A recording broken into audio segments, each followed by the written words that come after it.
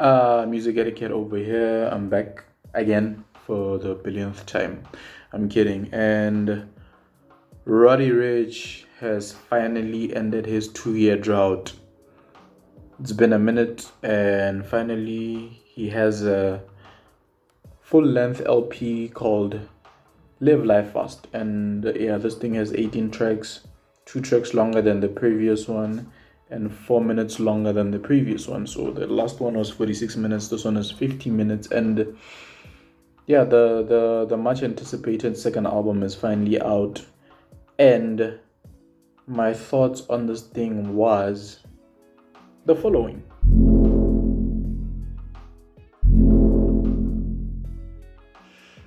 So getting into it, first track is the title of the album, Live Life Fast. It's him basically opening the account by talking about his life experiences, I guess, and then it turns where the beat just becomes more dramatic and dramatic, like maybe a scene in Tenet or some other dramatic movies that you might find yourself watching. And yeah, he is singing, and well, the singing is not really that much, but whatever he raps over, the Ty Dolla Sign mimics on it, mimics it, and from the onset, it really sounds promising. Getting into the second track, it's called Thailand. One of my favorite cuts here. It's aggressive, an aggressive beat, aggressive chorus. Yeah, the hook just builds up, and then it just draws you in, and yeah, the instruments make it feel like it's an opera play. That's how grand and dramatic it is. I mean, this is a voice that has been studied in universities and broken down. And yeah, the first few tracks are setting the tone for this 50-minute LP, and so far so good. Next track on this thing is called All Good, and it's featuring the father of the streets, Future. Yeah, it sounds like a video game track. He's on video game mode, and again, father of the streets. The bass on this thing is fighting, bro. And then the next track is called Roller Coasting. Another favorite cut of mine here. I'm starting to have a lot of favorites. But anyway, I like the mixture of the guitar, the keys, and then wrapping everything into the trap beats and the catchy chorus, the loud fast raps. Who could miss those? So it slides down into the next track called Hibachi. I didn't like the Kodak verse whatsoever. I don't have the energy to listen to Kodak Black. I don't know, but he just throws me off. And then yeah, we can just say that Roddy and 21 carried the track. The production is really on point. The ad libs will forever be legendary. The other track on here is called Paid My Dues, and this is another artist that has legendary ad libs. I'm talking about none other than Take Off, and this is probably the bassiest track here, and it will destroy any windows that it finds. And straight out of the gate, man, they just start rapping until the end of the track. There's another track called Crash the Party, and then I like the ability of Roddy Ricch to hit the highest note and the lowest note and then still remain consistent. I believe that's some sort of a skill, and I don't know, he has one up above his peers, and that's how it felt like. At this point, this is a sport, and he's just knocking out whoever's in the ring with him. Next track on this thing is called No Way, featuring Jamie Foxx. Yeah, it's experimentative, if that's a word. It's experimentative in terms of the different instruments that were infused together. Usually these type of instruments don't really go together, but it was interesting to see. I feel like Jamie Foxx could have sang a hook or something, but yeah, it is what it is. There's another track called Slow It Down. So at the end of No Way, this is where Jamie Foxx is telling Roddy Ricch that people are living fast and then they should slow it down, and then that's where the album actually takes a complete turn. And funny enough, we're halfway into the album and it does take a turn.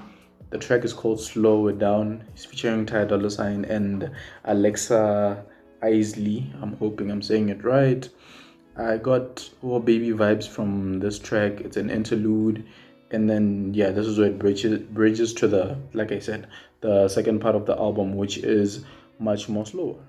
Track 10 has a track called Man Made. And long story short, he's just telling the industry and everyone who's willing to listen that he is self-made and everyone else is man-made. It's a club banger after you are completely faded. That's how I would describe it. And then there's another track called Murder featuring Vio Foreign. It gave me drill vibes. It gave me UK drill, Pop Smoke. Who's that other guy? The Whoopty guy. Yeah, it gave me all those vibes. It was subtle. He killed it. Even the feature was on point. And yeah, the last part was just godly because that electric guitar was... I never saw that twist coming. And that's probably one of the reasons why we listen to music, so that we can hear moments like these. And then the other track is called Everything You Need. And it's one of the okay tracks here, provided that the whole album has been fire up until this point. There's another track called Move to Miami featuring Lil Baby, and the first minute is just utter nonsense. I don't even know why it was there, but it settles into a banger. I loved it. And then it feels like it wasn't long enough because of the nonsense that was happening in the first minute. The other track is called Don't Forget featuring Ghana. The beats are on point, obviously. And then yeah, Ghana came out absolutely guns blazing, excuse the pun. And the other track is called BB's Interlude, and it's an interlude. There's nothing really more I can say about that, except for his obsession with violence continued. If you have seen his orchestra performance, which was legendary, go check that out if you haven't. There's another track called More Than a Trend. What stood out for me was the snares, and I just feel like this track was still developing. It could have been longer. It was going to be amazing because it's one of my favorite tracks here, because it goes way opposite of what rap philosophy is, and I love experiments. The other track here is probably the most popular track because it was released before the album. It's called Late at Night. This just highlights Roddy Ricch's range, because the first time I listened to this track I was like, are you sure you want to go this route? But he took the route and it was a safe bet, which is what's happening throughout this album. He's taking risks and he doesn't really care if they pay off or not, but for the most part they pay off. So yeah, it's a new side of Roddy. There's more singing over slowed beats, slower raps. He's trusting his singing more. There's more emotion to it. He's putting himself out there. And the last track to wrap up this album is called 25 Million. It has this Mexican vibe to it, the type of Spanish guitar, if I'm not wrong. And yeah, I loved the flow and I liked how the beat just kept giving and giving. You never knew what turn you're gonna get next, and I like that. The Spanish guitar again, it kept going, and what an incredible way of finishing.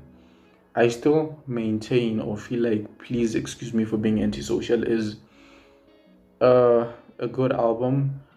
However, it took me a while to make peace with the fact that Please Excuse Me for Being Antisocial was a good album. So as much as I listened to this thing at least 5 times, I'm still gonna listen more. And it's not a bad follow-up album, especially the time he took to starve his fans. People are gonna wanna be interested to find out what was he busy cooking, and this is honestly not a bad thing to put out there. So if you have 15 minutes out of your time, you can just go check it out and let me know what you think about it. Peace.